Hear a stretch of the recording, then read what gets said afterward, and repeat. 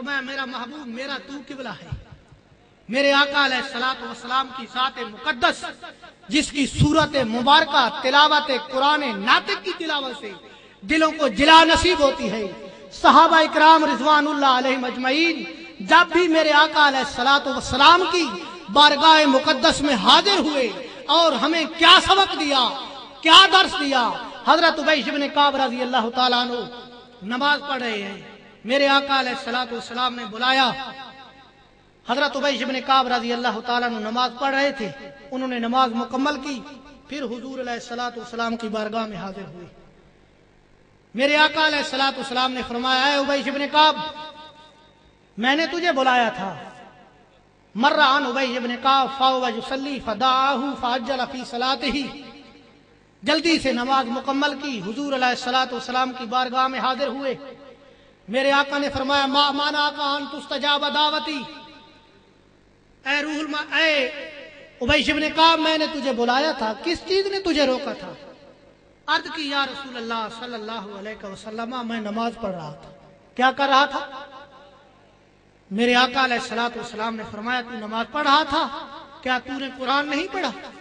یا ایھا الذین آمنوا استجیبوا للہ وللرسول اذا دعاکم لما یحییکم، اے ایمان والو جب اللہ اور اللہ کے رسول بلائیں فوراً حاضر ہو گئے کرو تاکہ تمہیں زندگی عطا فرمائے۔ جب ابی بن کعب نے یہ حکم سنا، کچھ دن بعد حضرت ابی بن کعب پھر نماز پڑھ رہے تھے۔ میرے آقا علیہ الصلوۃ والسلام گزرے، ان کو بلایا، انہوں نے 2 رکعت نماز پڑھی تھی، ابھی 2 باقی تھی، انہوں نے نماز کو چھوڑ دیا، حضور کی بارگاہ میں حاضر ہو گئے۔ میرے آقا علیہ الصلوۃ والسلام نے کسی کام کی طرف بھیجا، وہ کام کر کے واپس آئے، عرض کی یا رسول اللہ صلی اللہ علیہ وسلم میں نے 2 رکعت پڑھی تھی، 2 رکعت ابھی باقی تھی۔ میرے آقا علیہ الصلوۃ والسلام نے فرمایا اے ابی بن کعب تیری کوئی نماز ٹوٹ گئی ہے؟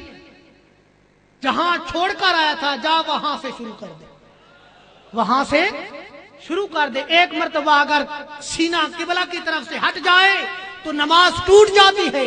ابی بن کعب کا کتنی مرتبہ سینہ قبلہ سے ہٹ گیا، نماز نہیں ٹوٹی۔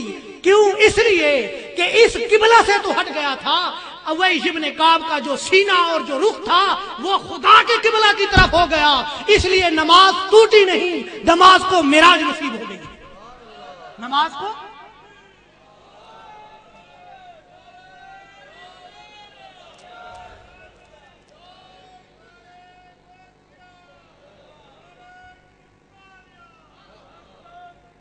میرے بھائی نماز نہیں ٹوٹی بلکہ نماز کو مقام معراج مل گیا۔ کیوں؟ علامہ ابن عربی رحمۃ اللہ علیہ فرماتے ہیں میرے محبوب کی صورت کیا ہے؟ آپ فرماتے ہیں سورۃ الحق ہو محمد صلی اللہ علیہ وسلم، میرے محبوب کی جو صورت ہے یہی حق کی صورت ہے۔ آپ فرماتے ہیں اجل حق المحتجب بصورت محمد صلی اللہ علیہ وسلم، اللہ رب العزت کی جو ذات ہے میرے محبوب صلی اللہ علیہ وسلم کی صورت میں پنہاں ہے، چھپی ہوئی ہے، اللہ کی ذات محبوب کی صورت میں جلوہ گر ہے۔ حضرت بایزید بستامی رحمت اللہ علیہ ایک مرتبہ عالم وجد میں سفر کرتے ہوئے عرش اولا تک پہنچے۔ عرش اولا کے مکی فرشتوں نے پوچھا اے بایزید کیسے آنا ہوا؟ آپ نے فرمایا میں نے قرآن میں پڑھا ہے، اللہ رب العزت نے فرمایا الرحمن علی العرش استویٰ، رحمان عرش پہ رہتا ہے، میں تو رحمان کو ملنے کے لیے آیا ہوں۔ تو عرش اولا کے مکی فرشتوں نے کہا اے بایزید وہ یہ عرش نہیں جہاں اللہ کی ذات جلوہ گر ہے، بلکہ وہ عرش زمین پر ہے جہاں اللہ کی ذات جلوہ گر ہے۔ وہ قلب المومن عرش اللہ تعالی، وہ مومن کا دل وہ عرش ہے جس عرش پہ اللہ کی ذات استوا فرما۔ اللہ کی ذات، مومن کا دل اللہ کا عرش ہے، تو جسے دیکھ کر آدمی مومن بنتا ہے تو اس کی ذات مقدس کیا ہوگی، اس کی ذات مقدس کیا ہوگی؟ میرے محبوب صلی اللہ علیہ وسلم کی صورت مبارکہ وہ قرآن ناطق ہے جسے دیکھ کر آدمی کے دل کا زنگ ختم ہو جاتا ہے اور دلوں کو جلا نصیب ہوتی ہے۔ صحابہ کرام رضوان اللہ علیہ مجمعین کو تو صورت مصطفیٰ نصیب ہو گئی، انہوں نے صورت مصطفیٰ کو دیکھا اور اللہ رب العزت نے انہیں یہ مقام عطا کیا اور اعلان فرما دیا آمنو کما آمن الناس، اسی طرح ایمان لے آؤ جس طرح یہ لوگ ایمان لائے تو پھر میرے آقا علیہ الصلوۃ والسلام کی صحابہ کرام نے تو صورت دیکھی، ان کے دلوں کو جلا نصیب ہوئی۔ اب ہمارے دلوں کو کیسے جلا نصیب ہوگی؟ کیونکہ دلوں کو جلا جو ہے صورت مصطفیٰ کے نظارے سے ہوتی ہے۔ تلاوت و کتاب اللہ، قرآن صامت، قرآن ناطق کی تلاوت سے ہوتی ہے۔ تو اب ہمارے دلوں کو جلا کیسے نصیب ہوگی؟